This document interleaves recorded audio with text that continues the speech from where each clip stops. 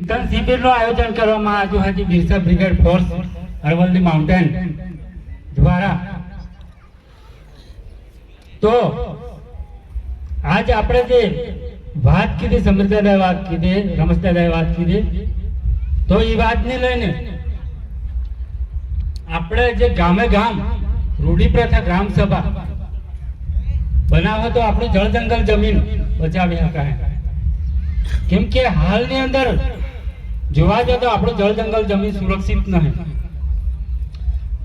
આથી 40 થી 50 વર્ષ પહેલાની વાત કરો તો આપણું જળ જંગલ જમીન સુરક્ષિત હતું।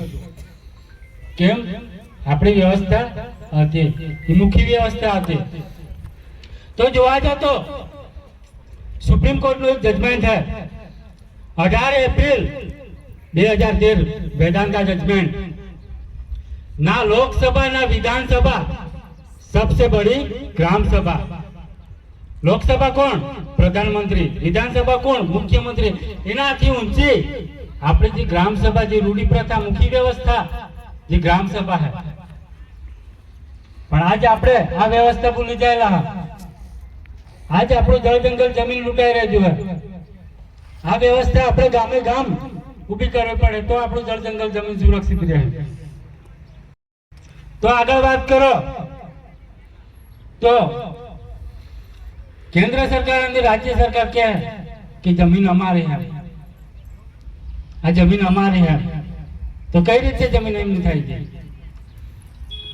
જેનો સુપ્રીમ કોર્ટ નું જજમેન્ટ કહે 11 जुलाई 1997 समता जजमेंट 5મી અને 6ઠી अनुसूचित क्षेत्रों में केंद्र सरकार और राज्य सरकार ने 1 इंच जमीन है।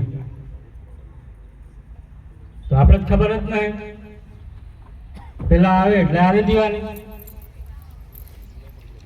જો આપણું જળ જંગલ જમીન સુરક્ષિત રાખવો है, આપણે માટી પેટી બચાવવી है, તો આપણે આ વ્યવસ્થા લાગુ હોય તો બચાવી શકાય। કે રે કે આ જે જજમેન્ટો મળેલા है ग्राम सभा थ्रू મળેલા है। આગળ જોવા જાવ તો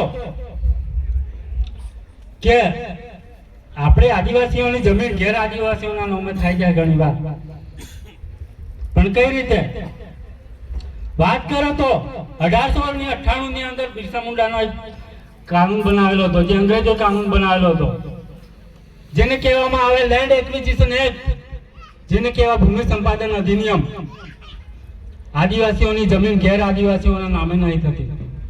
गैर आदिवासी तो हूँ केंद्र सरकार राज्य सरकार नामे पर नहीं थी।